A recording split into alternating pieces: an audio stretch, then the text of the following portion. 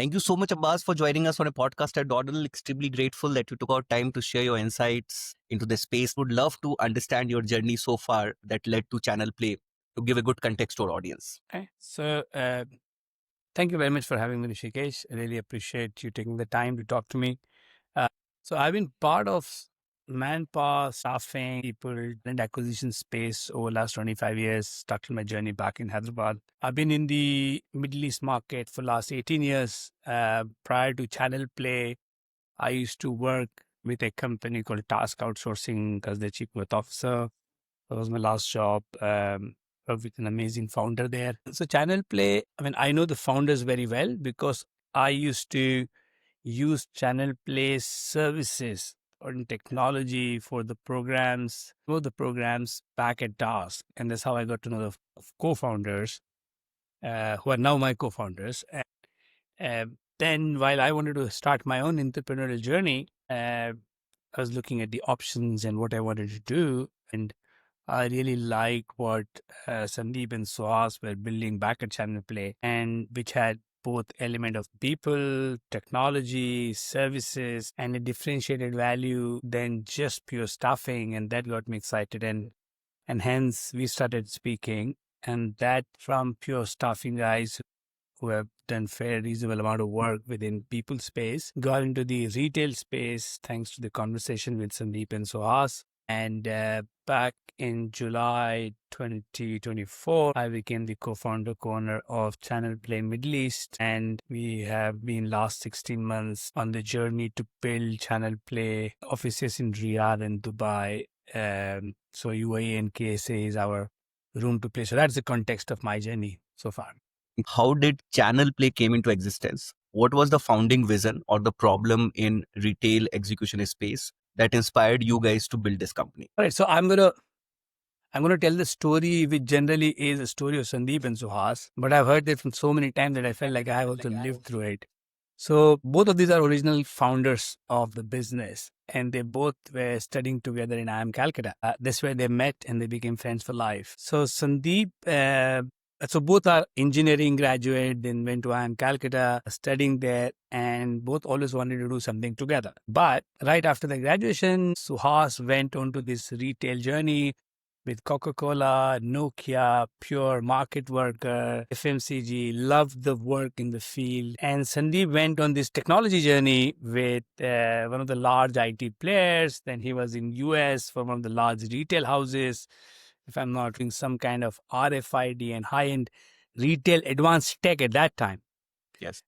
So both of them ended up being in retail. One went through a tech journey and one went through a more market and people and all hardcore retail journey. And I think 3 years forward, they both got spoken again, said, okay, we always want to do something together. There seems to be a play where there's a lot of work happening on the ground, a lot of execution is happening, whether it is in-store promotion, field sales, merchandising, VM, but the visibility and tech on the ground is low. So is there a place where we can combine both, which is the people-led execution, but can that also be tech-enabled? And that's how the Channel Play was born in 2007 back in India and they started first program, if I'm not wrong, that time Nokia.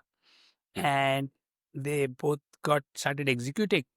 And since then, it has grown. And today, it is one of the large retail execution business back in India. So two of them felt the need for, there is a people side and there's a technology side, and that could really solve large retail execution problem for the client.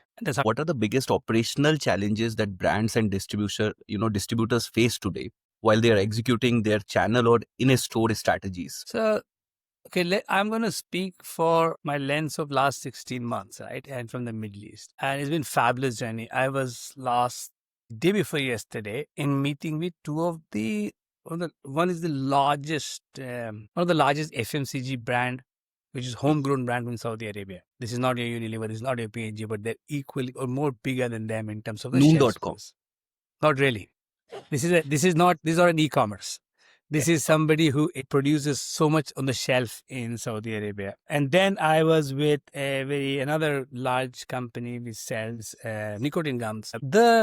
and over the last 16 months, met many senior leaders within this space. I think the discipline of execution, one of the challenges they always find is there are these companies or service providers who help them execute, but the real-time reporting, visibility of what is happening, the dollar they spend to get the results and visibility and action, whether it is a sales program, an in-store program, a visibility program, it's not real-time reporting.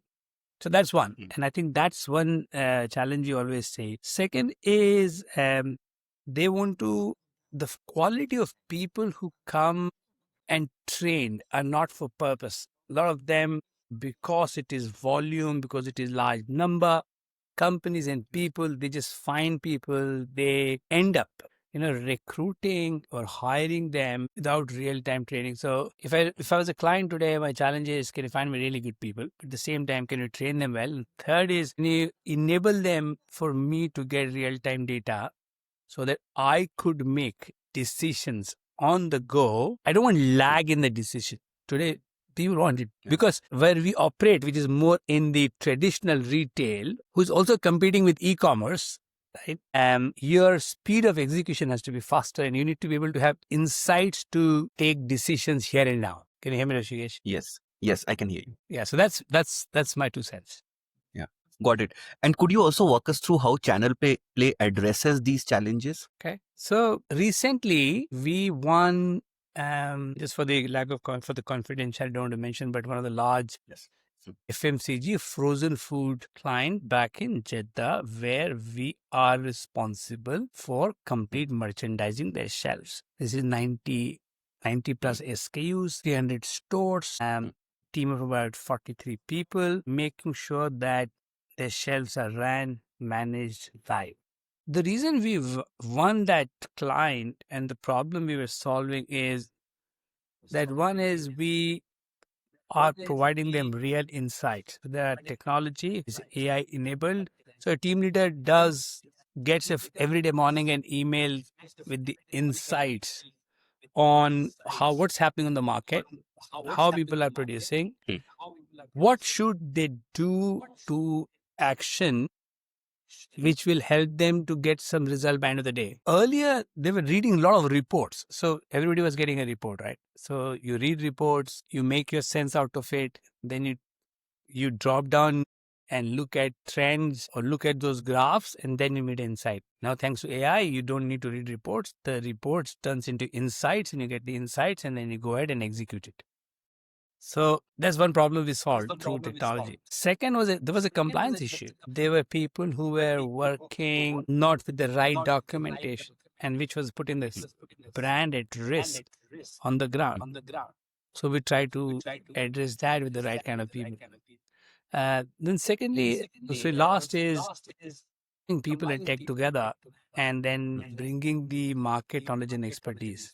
So our team, which works on the ground, some of my colleagues who are senior colleagues in the team, they are very in-depth retail expert in the market. So market retail expertise, technology, and the people with the right compliance is the through which we solve the challenges. Got it. So it's a combination of manpower, technology, as well as insights, which Correct. helps improve the business. Correct. Got it. And I think channel play will be one of those players which is kind of combining all the three things. Like otherwise, there are players in the technology domain, manpower domain, and Correct. Absolutely. So that's the tradition, right? There are, and that's what even we were in my previous job, right? So we were extremely good, one of the best, and still I think the most successful staffing business in the region. We were created people, and then we went to channel play to take their tech or one channel at that time. And today also many of the large players, they are good at people. Then they have a technology they buy from third party. Now the challenge with that is I have a third party tech my client is using, but the client holds me responsible for execution. This tech firm has their own journey.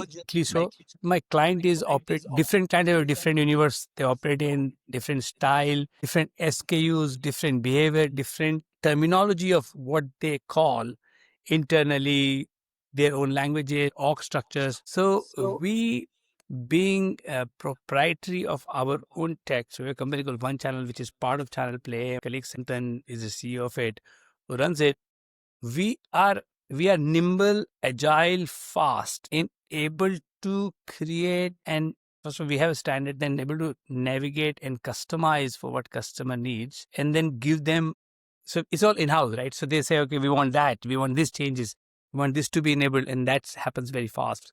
While people stays the core of the business.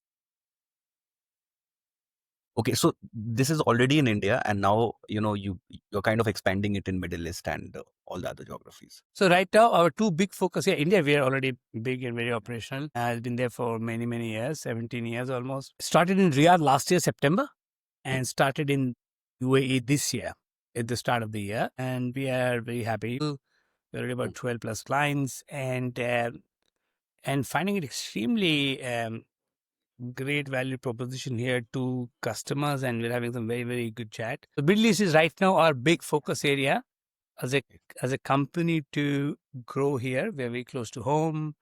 I've been here for a long time, and there is a growth in the UAE and Saudi market, right? So that is great place to do business right now. You are from Hyderabad, you have been in India, and now you are in Middle East. How do you see the difference in terms of the markets, like especially for Channel Play, like in terms of objections that you handle or questions which client has? I mean, I would like to disclaimer, Rishikesh, that away from the market for 18 years, I haven't done a big sales pitch or customer work within India. So my knowledge is not so hands-on, and I'm not. If Suhas was here or Sandeep was here, I think Suhas would have been able to answer that question better because he comes here a lot. He sits there as well. I'll look at it here. But I was recently for 8 days, I was traveling across Bihar and UP for one of our logistics projects and meeting people, etc. In India is complex, big, right? So very unique challenges of how Channel Play solves one of the stores where we manage their whole outfit, that the signage is broken in Darbhanga in Bihar, and that Philips ka P has to. I'm just giving an example. Yes, Don't mind. Just taking as an example, or any other brands A or V which is making a difference. So that somebody raises a ticket, somebody has to do identify. A technician has to reach, or somebody, you have an offer across one of these large brands and you want your crowns hanging on top of your refrigerator telling your Diwali offer or your Onam offer, but you have 2,200 stores where it should be done. So team manages that complexity big. The similarity is so a little bit of in Saudi Arabia, because that's also a large country, dispersed, many places.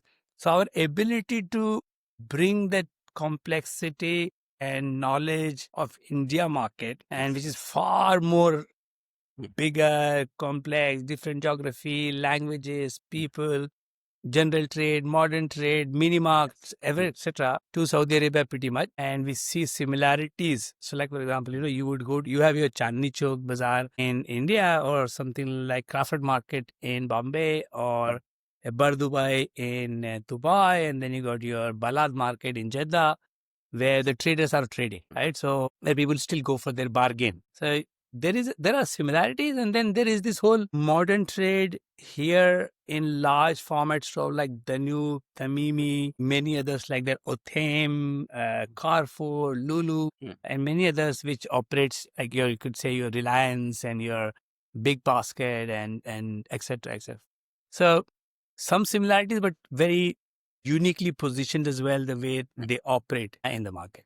Now we see many firms which kind of are offering manpower or merchandising services. So what role does technology play in making Channel Play's model scalable, measurable, and more accountable? So I think whereas FMCG merchandising is concerned, Rishikesh, today if I meet any client or anybody, there's nobody. So apart from people, everybody wants to know what's your tech play, right?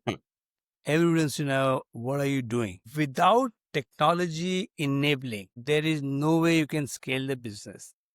And especially in the FMCG where the movements are faster. You have your expired goods on the shelf or non-expired goods. You return to vendor. You are measuring share of shelf. You want to know your out of stock availability. You want to know a metric which a retail execution does. If you don't have a strong tech as a backbone, you're going to be far behind, right? And a competitor is going to take away your business. One of the challenges we were talking to one of our client is on this stock which is going back RTV, return to vendor, and the pictures they wanted to see, and there is the pictures, but then there's some conversation happening that, okay, why is it going back? It seemed right, the picture looks okay, they don't want to do the sales return. So there are many things like that which just keeps going and happening. Tech gives them that insights and visibility which helps them make decision faster. Yes. People are happy, vendor is happy, client knows what's going on. And if you don't have a good system, it just, I think it's a threshold now.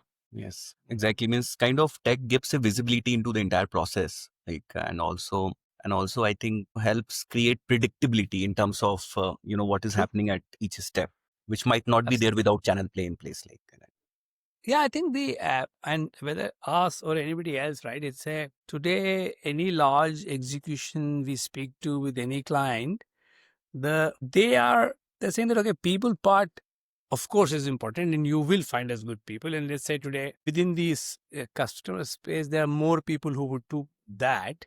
Then okay, there's a tech. Then are you able to put them all together under one? So you have an SOP, you got a process, you got leadership who understands retail. You're able to find people and then have enabled technology, and then they take the ownership of the project. I think the customers are moving, or the clients are moving away saying, how many merchandiser can you provide me? How many sales promoter can you provide me? They are saying, okay, what is that you are delivering as a result of that? So they are holding you accountable for the result as much as for the number of people deployed into the business. so related to this only, the next question is around, like, whenever a brand invests in your services, what are the key metrics or outcomes do they typically improve? So see, it's if you look at any P&L owner, right? They say, okay, where's my sale? So if I was doing that and now you're doing it, so what's the sale do you bring, or the incremental sale do you bring? So that comes as a first. But sometime while that result and report comes end of the month, sometime from the store to store and day to day, they measure your effectiveness. So they give us KPIs of a program. So every program has a KPI, right? Whether it is, what's your, are you maintaining the share of shelf as per the BDA compliance, right? So is your KPI on out of stock or reporting of freshness of stock, or your KPI on stock availability, reporting, number of people, all of that, you KPI, are you managing that day to day, week on week? So there is an input KPI which we are held responsible for. And then, of course, all of this lands into a better ROI, and ROI is calculated through, because we engaged or we moved from one partner to another, as that had a measurable improvement in our sales. And that's what they look at. Got it. Means I think this will also, I think you have already mentioned, this will also avoid stockouts and all that, give you a clear visibility into your shelf. Mean, at least you know it, right? Yes. Sometimes many things are not in the control of an executor on the ground. But if we get to know what's going on, you can take action, right? So whether it is a merchandiser speaking to the salesperson, or an in-store promoter who's selling some mobile phones and electronic items, through let's say there's a particular scheme, through that scheme, they're selling well, and then by afternoon, all that stock on offer is sold out. Replenishment becomes better. So there are many KPIs like that. And our work is a very extension of a client. So we work very closely with clients and partners. So there's a constant conversation of, this is happening, that's happening, when is that happening, when is this going to happen, or this place, this is the problem, or this place, you have an offer, but the price tags are not on the shelf for the offer given or discount given. So it's a very execution-led business. Nowadays, I also see a lot of robots also coming up, in the warehouses. They kind of scan the RFIDs, give a clear picture of which material to kind of procure and all those things. Are you seeing that in Dubai? Because in India, though, I have not seen. I've read some huge cases in Europe. No, I think there are some places where this is happening. a very large scale, some very, very advanced warehousing happening where this is happening. The People drones are and all, taking the drones and robots like moving around the warehouses and yeah, I mean, I have also there's one particular place where a lot of robots are working through, and they're taking the place. There are experiments, of course, from a drone deliveries to is happening quite a bit in advanced stages. But these are all things of the future. This will happen, right? What seems today as a little far fetched, and especially countries like UAE and experimentation by government happens every day. I wouldn't be surprised that what you think is a 5 years ahead will happen in next 5 months. yes. But with clients across geographies and retail formats, how do you ensure consistency, transparency, and performance across these thousands of outlets or partners? So I think first is again, first reaction is the technology, right? So tech and reporting makes it very transparent and easy for client to know that there is visibility available for them to able to see that. Second is that reporting of the KPIs, right? So all of our program has a KPI. Against those KPI, how are we executing? Are we delivering against those KPI? Is um, client able to see those KPIs clearly? Yeah. Right. Then there's always so retail is full of crisis. Always somewhere, somehow, something which needs more than what you thought it would require. Then we empower teams. Our teams are very empowered. They are agile. They like to make things happen faster. We give them freedom to operate. But in a very simple answer, for all the visibility, is without tech, it is just impossible to give one view. And then we have project teams, right? So there are account managers, program managers who are responsible for a program. So they have their own governance with the leadership or with the clients. So make sure that they are getting and they're reporting what is right. So program managers, technology, empowerment, it helps us to manage the complexity across many geographies. Got it. And you mentioned about these crises which usually come out. Could you throw some light on one or two crises that usually keep on happening? So crisis, I mean, sometime recently, one of our large client, um, they have this truck which arrives with the frozen food, right? And then in the morning, where they generally park, is the cop said, no, you can't park here. Okay. Now, they can't park here. That means that these are big boxes of frozen food, and they were then made to park about 150 meters further ahead of where it is. Now, 150 meter or 200 meter might seem small, but when you have to lift heavy boxes and you have a certain window only which a supermarket gives you in the morning before it opens to fill the shelves, now all of a sudden you have this time. Yes. Now you can't arrange that many trolleys. You have a limited number of people and you have a time running. So then somebody calls and says, okay, so we have this challenge. What do you do? So then that's the crisis management. Then you call somebody, then you find, okay, who is the nearest to the store? Can you find 5 more people? Can we create a people chain to transfer the boxes one to the another so that not one person has to lift it? Can I find 2 trolleys from somewhere nearby? Can I pay somebody extra? Can I personally drive my car and put 4 boxes in it? So this is just one of the examples just comes to mind, which has happened very recently. To sometimes the crisis is you have a large program running, you have everything planned, and then some people are flying from overseas to join the team. You have committed to the client that 90 headcount would start on a certain day, and then all of a sudden that particular country's visa or ikama gets blocked for a certain period of time. Now you have invested the money, you have thought of the people to come, but nobody's going to come. You have to replace that headcount by finding them in the local territories. Some crises you are able to solve, some you just don't. And then you have to be transparent. They tell the client, and you say, what's the plan B? What you're going to do? You go meet the client's office. You put your hands up and say, there is this problem. There's nothing you can do, but this is what we can do now to resolve it, right? Yes. And then you go around and try to solve. Sorry, I don't want to go through the 200 examples. I'll end up going. I got it. This is very helpful. And now the next thing is around, how are shifts like e-commerce growth, digital shopper journeys, and omni-channel retail influencing how brands think about their in-store and field execution strategies? So, see, the e-commerce growth is massive, right? This is double digit year, month on month. And we also have a business line that supports that. So we have within Channel Play, we have a sub business which only does under the roof operations and which supports whole e-commerce growth. So, which is anything at a dark store, under the roof, people required, tech required to make sure the client gets productivity. But with omnichannel thing, we feel on the ground is the focus. Client has now 3-dimension focus, right? Client is also has to focus on making sure that the e-commerce is running well, making sure that they are bidding on the right keywords, making sure that they are getting the visibility, the cost per order is in control. But at the same time, the retail and the shelf is where everyday trade is happening, right? Yes.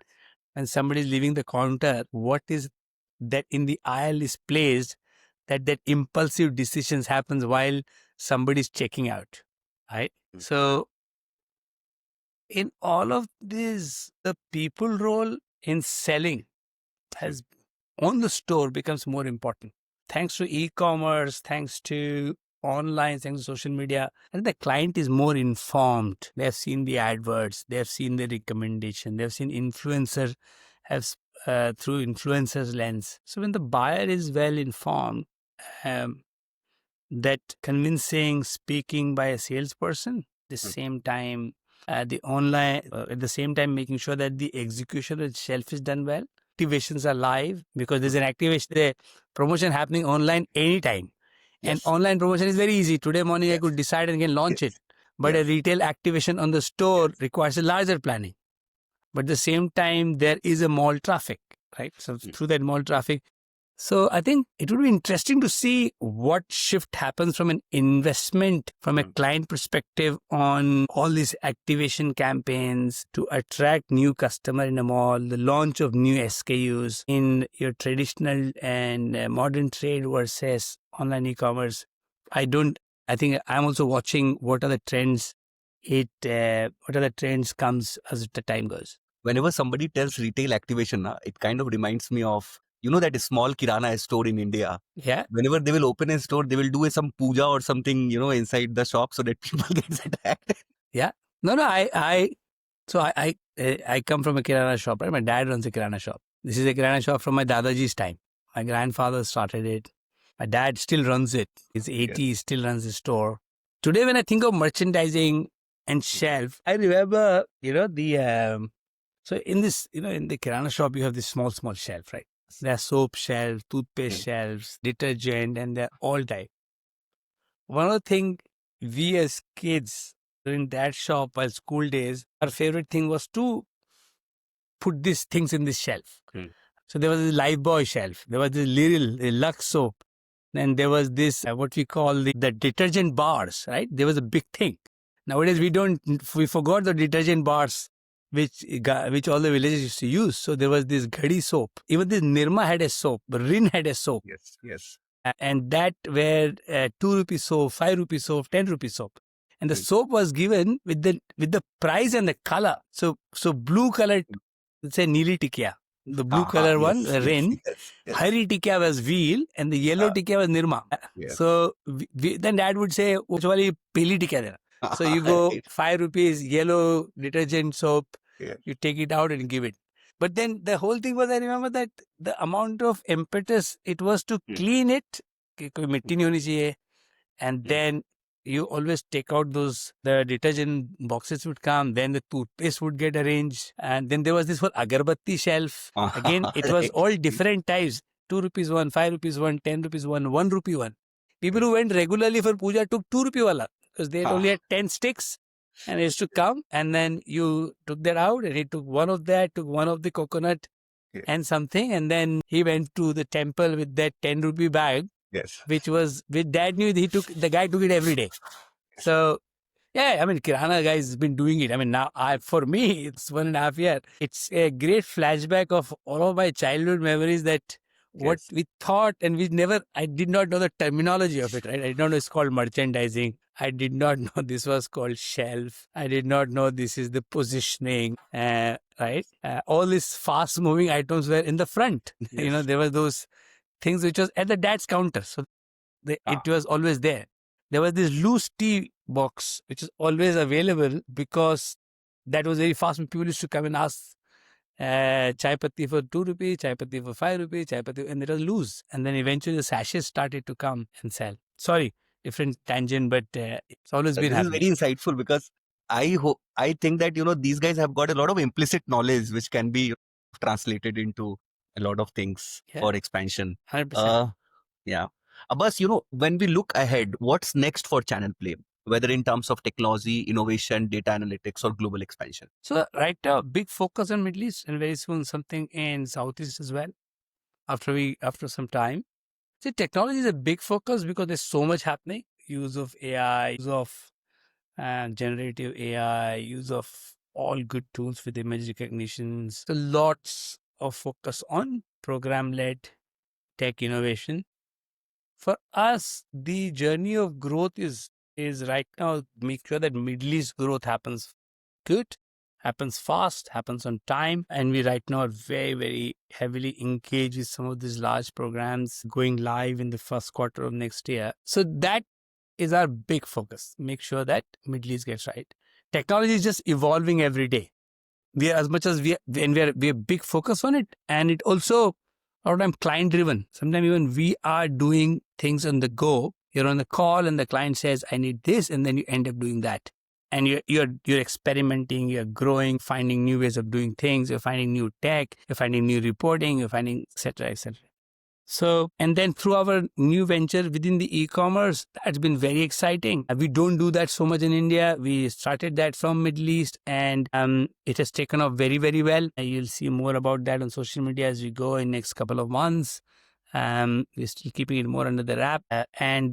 So for us, exciting time is Middle East is growing. We're very excited. Of course, India is growing very well under Sandeep and Suhas's banner there, and our whole leadership team, Akshan, Yasir, and many other leaders who are leading the chart there. And here, my colleague Rida in Saudi and myself, we're just trying to make sure that we stay on top and continue to deliver the value to the clients. For retail and channel leaders who are listening today, what's one actionable or one or two actionable steps that they can take right now to make their channel execution more data driven and outcome focused? I would, my first thing would be, if you're working with a partner and retail execution, hold them accountable for KPIs of execution and output, then just input.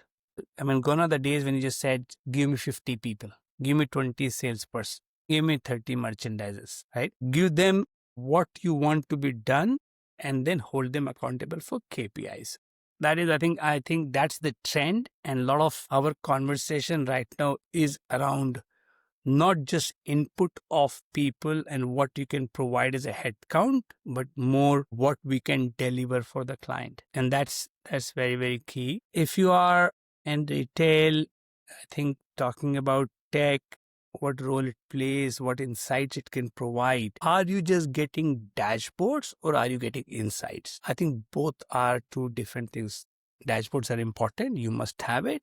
You must infer from it. But as the tech is evolving, you don't really need to read through the trends and dashboards. Simplified insights based on the dashboard is the way forward for you to make tangible actions. These are my 2 cents, Rishikesh. These are very apt and kind of focused. This will help a lot of channel leaders all across. Thank you so much, Abbas, for joining us and sharing your insights. We at Dawdle wish Channel Play all the best. And thank you so much for sharing your insights with our global audience. And we look forward to hosting you again, maybe along with the other 2 founders as well. Thank you so Absolutely. much. Would love to. Thank you very much, Rishikesh. It was lovely talking to you. And you have a great day. Appreciate it.